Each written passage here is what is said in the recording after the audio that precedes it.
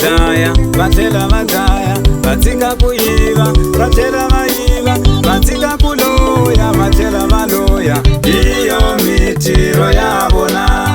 Vatsika kudhaya vatela vadhaya, vatsika kuiva vatela vaiva, vatsika kuloya vatela valoya, iyo mitiro yavona. Vakomelela lava vanhu eka mitiro yavona, vakomelela lava vanhu eka mitiro yavona, vakomelela lava vanhu eka mitiro yavona, vakomelela lava vanhu eka mitiro yavona.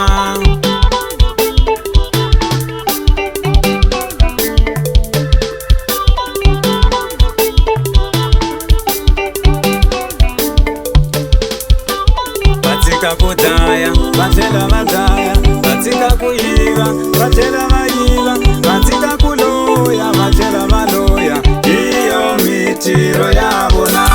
Vatsika kudhaya vatela vadhaya, vatsika kuiva vatela vaiva, vatsika kuloya vatela valoya, iyo mitiro yavona.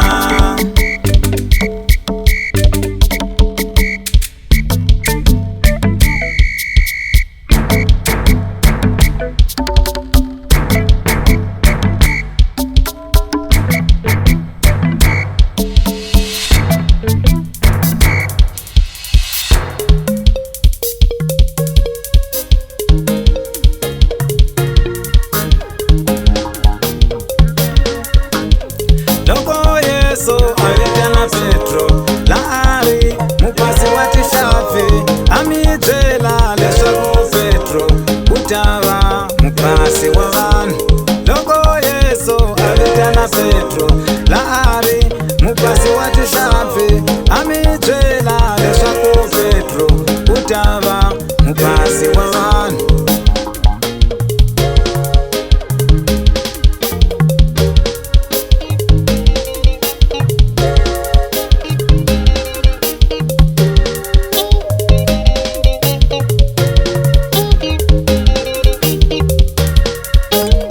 Loko Yesu avuka kufeni akuma leswaku Petro utsikile leswaku phasa vanhu, haleluya se uphasa tishafi.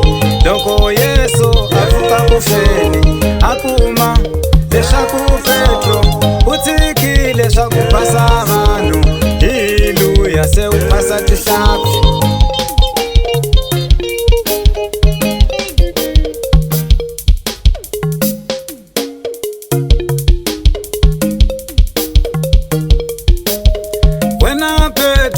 Wena Petro hlayisa tinyifuta mina, wena Petro hlayisa tinyifuta mina, wena Petro hlayisa tinyifuta mina, wena Petro hlayisa tinyifuta mina. Vakomelela lava vanhu eka mina